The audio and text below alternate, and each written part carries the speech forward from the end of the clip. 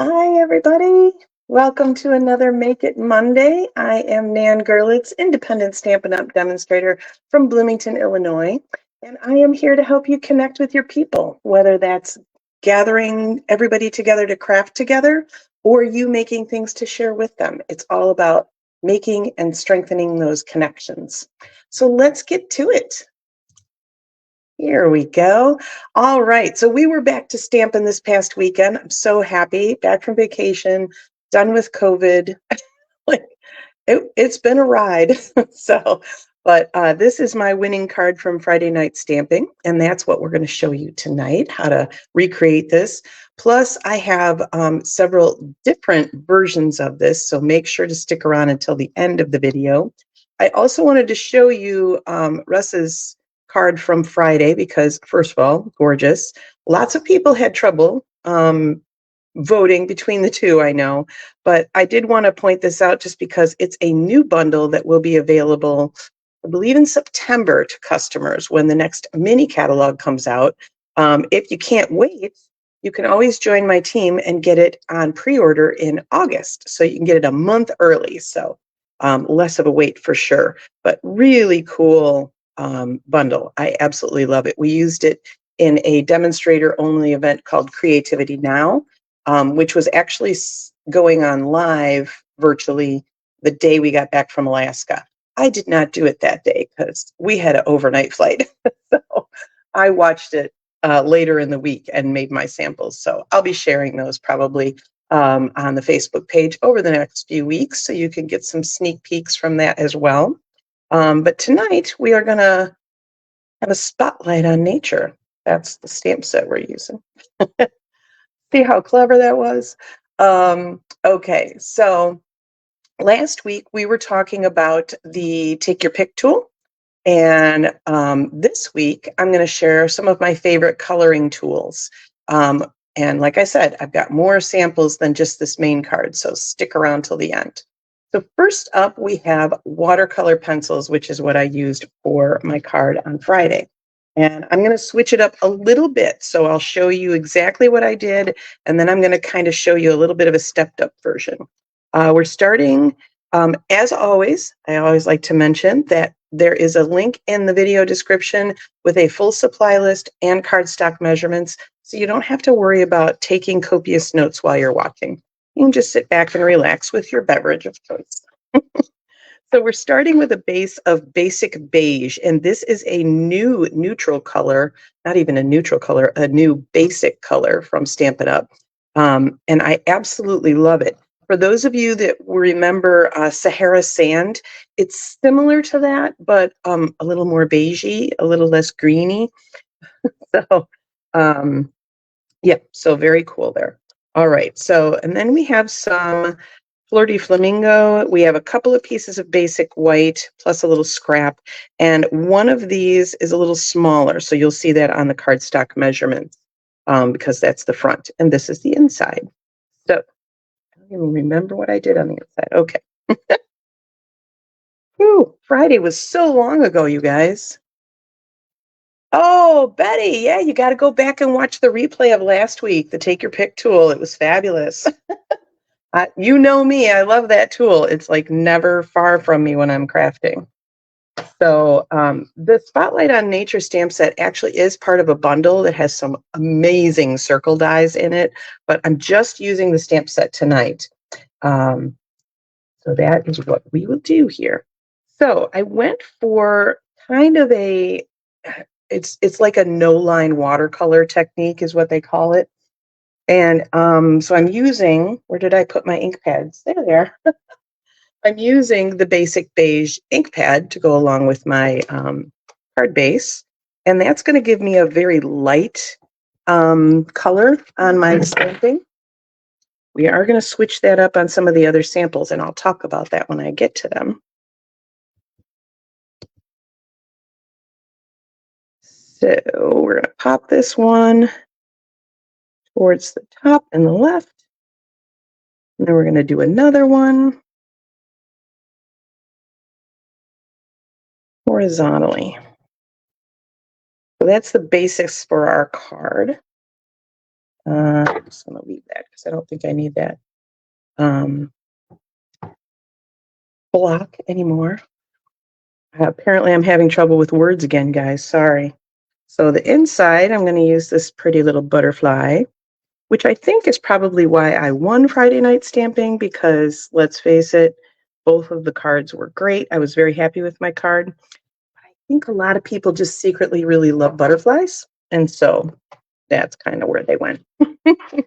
I know in our family, butterflies are a big deal. Much like people will say, when you see a cardinal, it means somebody from heaven is visiting you. We have always felt that way about butterflies in our family. So there are several people that visit us occasionally through butterflies. So, all right. So I've got all my little stamping done. I will do my greeting afterwards. But let me show you. We're going to start with these watercolor pencils. And Stampin' Up! Does have two different assortments of these. So this is assortment 2 that I am using. And they are coordinated with our regular colors. So you can be assured that everything's going to match very well or coordinate very well. So I started with our garden green. There we go. And all of these pencils do have the color names written on them. Because I will say it's very hard to tell just by the tips sometimes what's what. So it's nice that they have those. And all I did on here was very lightly color in these images.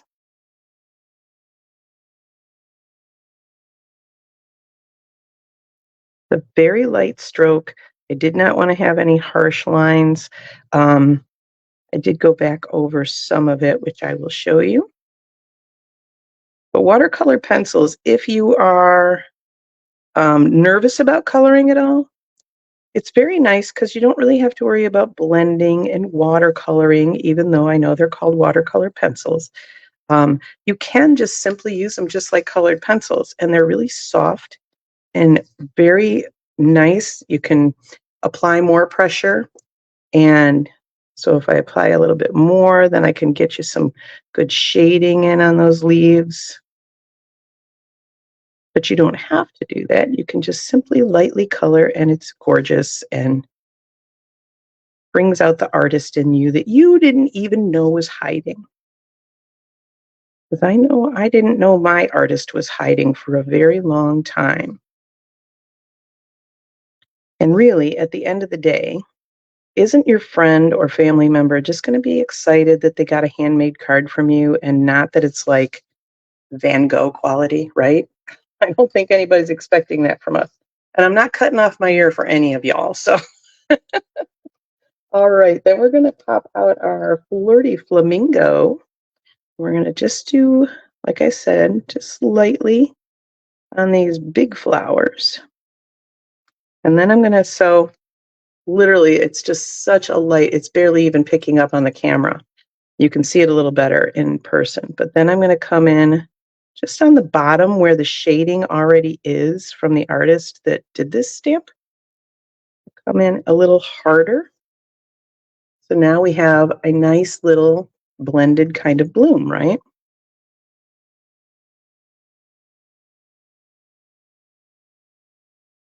And we'll do the same thing over here.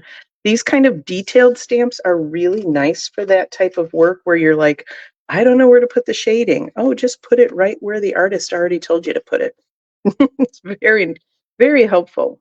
And then I've pulled out our gorgeous grape, which I realize is a color I don't use a lot because I think I always think of grape like grape juice, like kid kind of thing, right? Like Crayola crayons maybe and juice boxes. And so I forget how pretty it is. So again, I'm just doing a very light coloring in those blooms, and then I'm going to go back in on the bottoms and just add a little bit of darker. And I'm not doing a lot because I don't really want to draw too much attention to it. I just want to have a little bit of variation. All righty. Oh, and then we have our butterfly too. So we're going to start the inside here with Flirty Flamingo.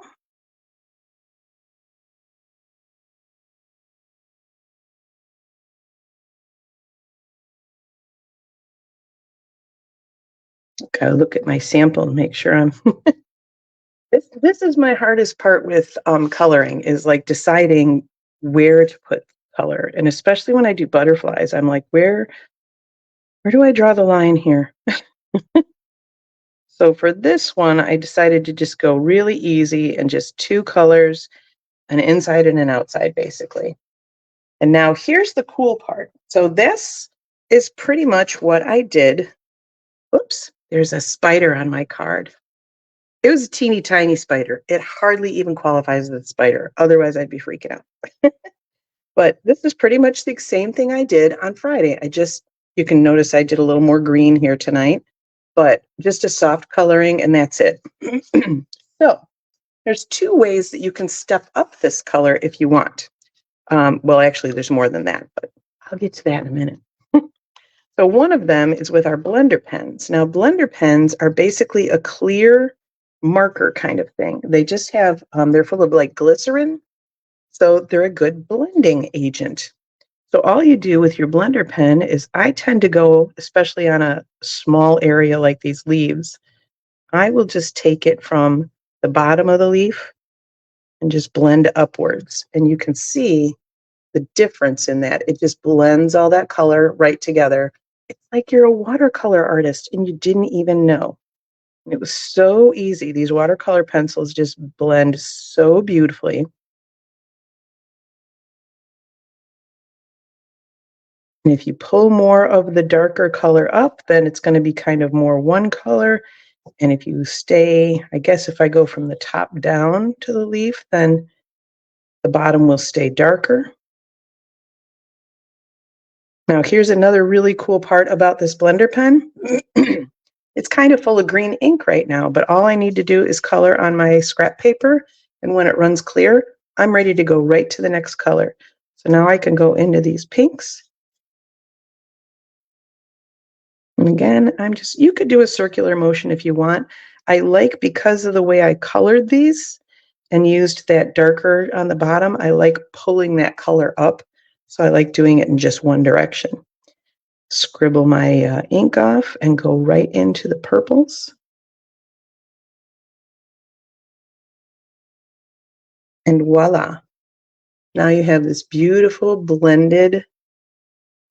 I'll show you the difference here.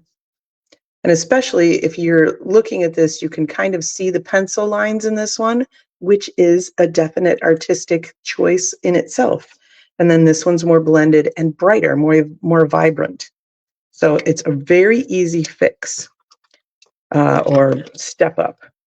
Now, another way that you can do that same thing, which I did on my butterfly Friday night, is you can take your Wink of Stella pen. Wink of Stella pen is basically a glitter pen. It's the only glitter we allow in our house. We are not glitter people here. But it will also work to blend your inks. And I decided to make my butterfly all shiny and shimmery. And I'm actually going to go right from the pink right into that purple and just kind of blend them together a little bit. The purple's so much darker, you don't really notice it anyway. But so again, you have that more vibrant appearance, but you also have that shimmer from the Wink of Stella, which I love. And then again, just a little bit of rubbing it on your scrap paper, and that one's ready to go to just plain glitter or a different color. So that is your basics on watercolor pencils, which I don't use enough because I do forget about them. And so I kind of get on a little kick. And so I did fussy cut the butterfly.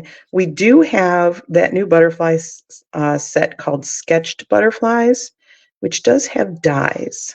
So I could have done that, but I decided I wanted to stick with one set and no die cutting.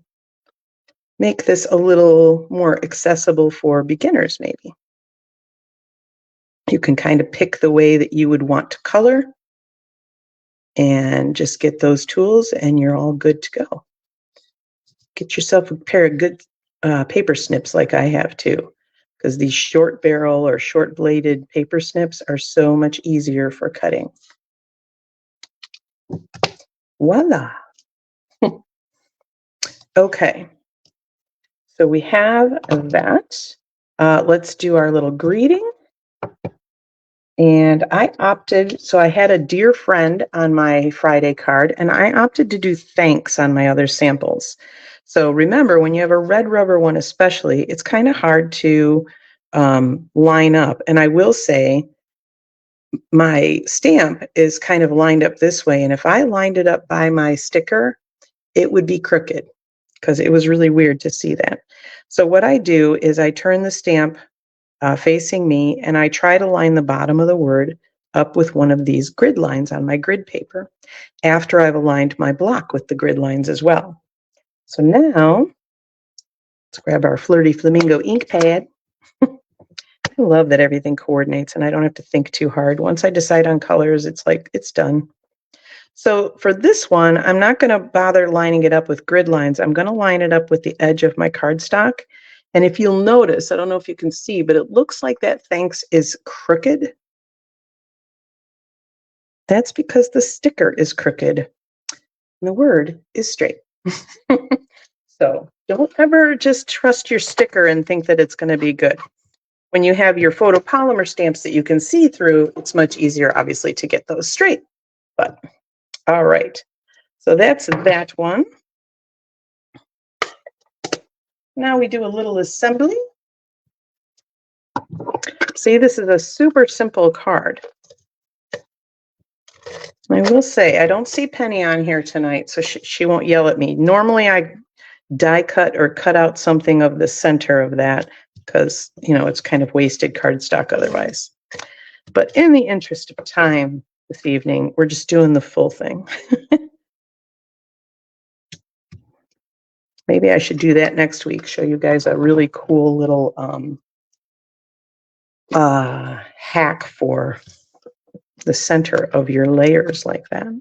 So in our butterfly, because he's so special and fabulous and shimmery, we're going to pop him up on dimensionals because he's visiting the flowers. And then lastly, I grabbed my In Color Shimmer Gems, and it is not an exact color match. This is actually Pretty in Pink, not Flirty Flamingo, but I decided it looked close enough to use it. So a large one and a small one and another small one over here, and we are done. So we've got a little bit of a difference, right? One's a little bit more vibrant and the other is more pastel and understated. But I love them both. So what do you all think about that? Do you like to color? And if so, how do you normally color? Like, what do you use? I'm going to show you some more options. Okay, so let me see where I am here. Okay, the next way I colored was with our Stampin' Blends, which if you know me at all, you know I'm a big fan of our Stampin' Blends.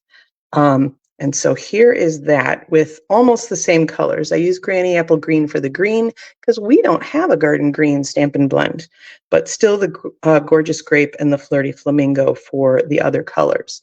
So you can see, even with the blender pens, how much more vibrant that is. Now, another difference you probably noticed is the outline ink. Instead of using the basic beige on this, I went with the Memento Black. Not because I couldn't use basic beige. Wow, that's hard to say. But I will show you what happens when I do. So this is what we call like a no-line watercolor, because it almost looks like I just drew those with the blends. You have to get up very close in order to see the ink outline. And I decided I wanted more detail than that. So I opted for the Memento ink instead of the basic beige. So there's your options there. So there are stamp sets that I really like this look with, but this one has so much detail that I felt like it got lost in there when I did the blends over that light ink. So that is a thought when you're going through things, is to consider, you know, how that's going to look, how are the details going to be lost, that type of thing. Okay, next up we have our blending brushes. And so you might think, how in the world am I going to do that with blending brushes, right? And so I've told this before that I have kind of a blending brush dedicated to each kind of color family. So the red I actually used for the pink as well, and then I have a green and a purple, and I just clean them between, but they are stained, and that's fine. They still work fine. So here is what I did with the blending brushes.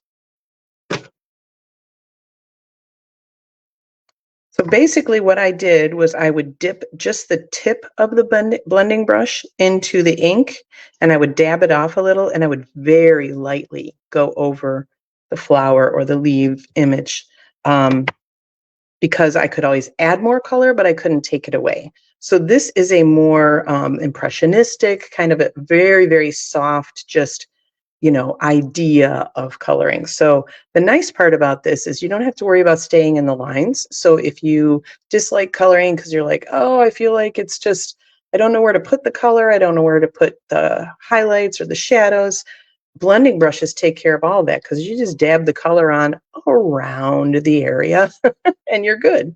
And I did the same with the butterfly. I did the pink in the center and then did the gorgeous grape on the outside. And then I just cut him out. So he looks a little more colored in because he doesn't have that halo of color like the rest of it. So we also, these are the regular size blending brushes. We also have small ones that are about half the size. So that would work really well on something like this. So if you don't have blending brushes and you want to get the smaller ones to start with because you want to do things like this, that's perfect. I just kind of adapt to the regular size I have. Again, I went with the Memento Black ink because this is what happened with the basic beige. So again, you can see a lot more of the details than you could with the blender pens. Not the blender pens, the blends. I don't know where I put that, but I still felt like, especially the green, seemed to overpower that outline. So I decided the black popped that outline a lot better, and then the halo of color was just kind of a softer touch to it. All right, so there's your next one. And then finally, we have watercoloring, actual real watercoloring. And this is on watercolor paper. And I will tell you, if you are not happy with the way your watercoloring turns out, definitely, if you're not using watercolor paper, that is going to make a huge difference. I can't tell you how many times I tried to watercolor on our regular basic white, and it pills up. It does not kind of absorb the water well. It's just, it becomes a mess. And even if you don't add too much water so it doesn't pill up or anything, it doesn't blend it as well. So the watercolor paper is made to hold the water on top a little bit more and allow you some time to blend. So I'm going to show you that because we're going to do our butterfly. But I'm also going to show you another little tip with this watercoloring. I have to find my butterfly. There it is. I put it away, silly me. So with watercoloring, I did use my basic beige, but all of our regular ink pads are water-based. So if you tried to watercolor with this, the lines would smear. But you notice that my lines did not smear. And I will show you how I did that. Oh, there it is. I thought I forgot a piece, but I didn't. I used our clear, there we go, our clear embossing powder. And now you can't use your embossing powder with just our regular water inks because they don't stay wet long enough. They dry very quickly. And so there's nothing for the powder to stick to. So what I did was I grabbed our Versamark pad, and I thought I would show you this because I figured it was easier to show you than to try to explain it with words. So I'm going to go on our Versamark pad. Now, Versamark is a clear ink. I don't know if you can see that. See, it's wet. It's got ink on it, but it's clear. It's made for watermarking. So if you were to stamp it on, say, the Flirty Flamingo, you would see the butterfly image as just being kind of a tone on tone. It's a little bit darker color. So I'm going to go right from my Versamark pad right into my basic beige pad. And I'm going to stamp with that. And then I will clean that. But before I do, while this is still wet, we are going to go ahead and put our clear embossing powder on it. So if you use the clear embossing powder, the color that you're going to see for the lines is whatever the ink is that you used. So if I had used Flirty Flamingo ink, it would look like I had stamped it in Flirty Flamingo. But the embossing powder is going to set those lines so they won't run when I watercolor. We're going to make a little bit of noise with our heat tool.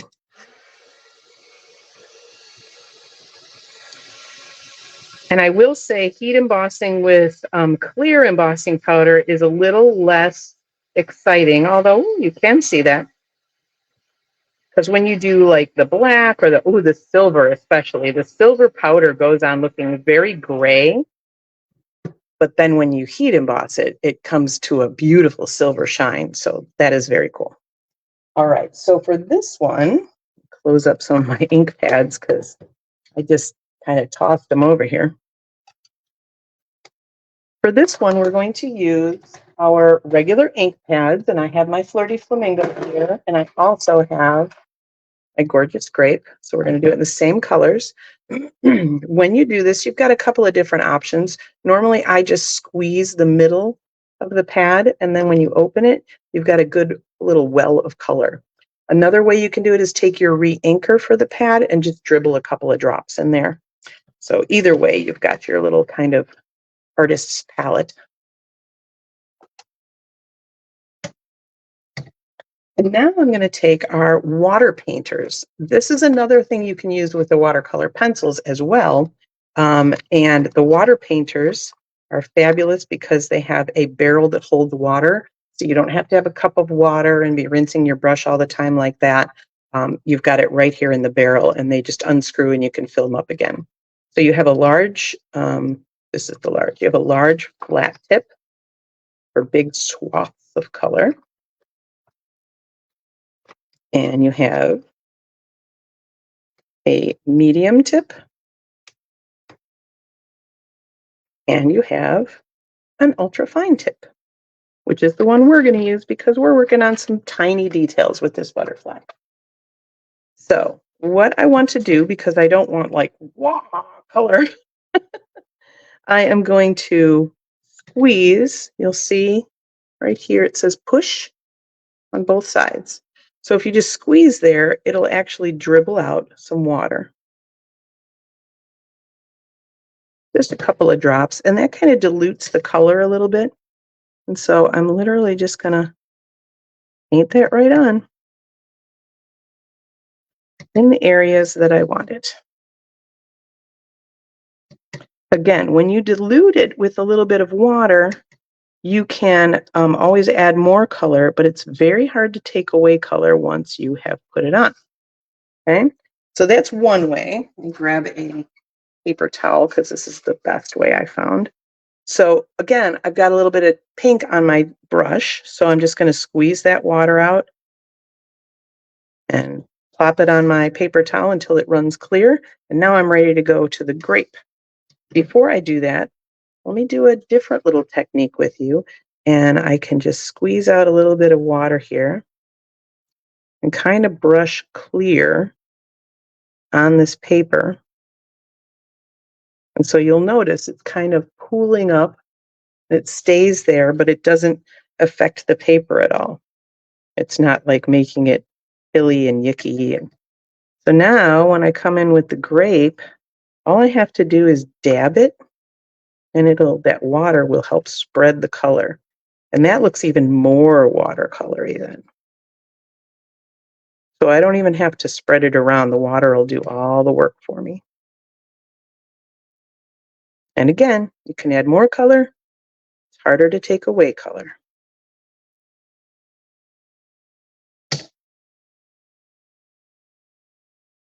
And there you have a beautiful watercolored butterfly. Okay, pop a little water out here and scribble until it's clear and we're all good. Your brush is all clean and ready to go to the next project. So absolutely love my water painters for watercoloring and watercolor paper. those are two of the things that I can tell you are just like non-negotiable, right? The painters make it just so easy because they're so convenient. You've got the water right in the barrel. They're just great little tips. You've got 3 different tips to choose from. Really great. But that watercolor paper, man, I got to tell you, that is the stuff. That is what really makes the results what they should be. So this is just a tad wet still. So I'm going to take my heat tool to it. And because we embossed those lines, you'll notice that none of them, that none of the lines blurred or watercolored or got smudgy because we heat embossed them. So they were all good to go. One more time, let's cut out that little butterfly.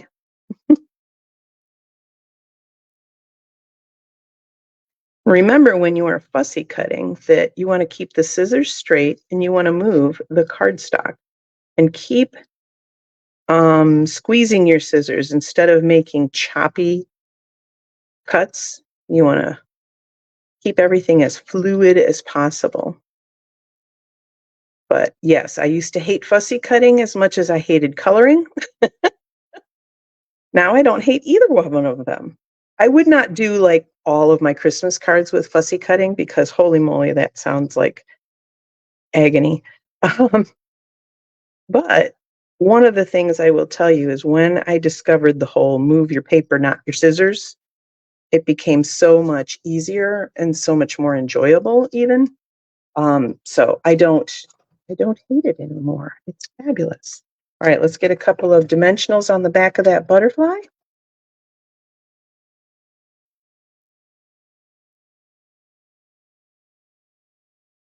You'll notice too that I only did 1 flower on this one. Made it a little simpler is all. But let's add those gems because that's like everything, right? Can't have a card without bling. And I happen to have a little stray ink mark right there. So boom, gems just cover that right up.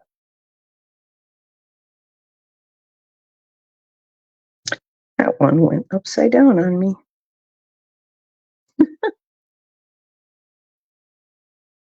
There we go. Because I don't have another flower on the bottom here, I'm going to put 2 of my gems on the bottom instead to help balance that one out.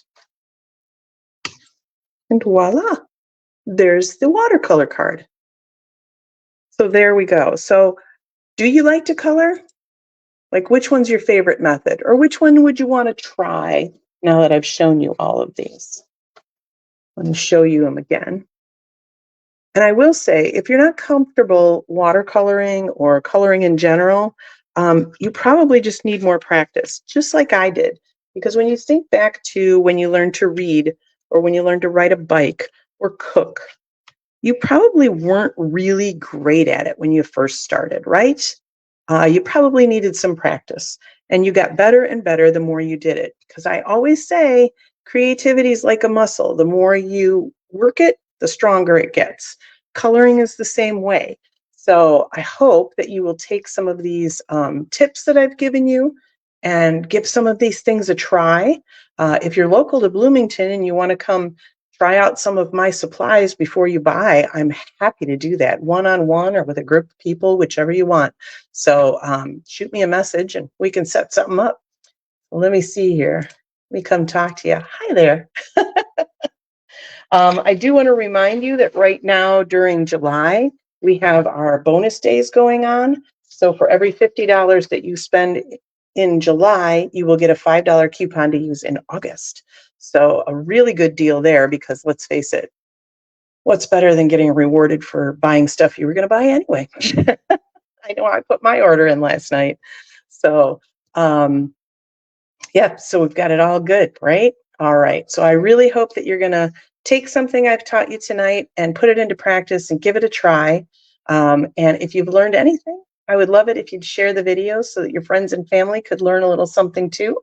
Until next week, I'm still Nan Gerlitz. Happy stamping.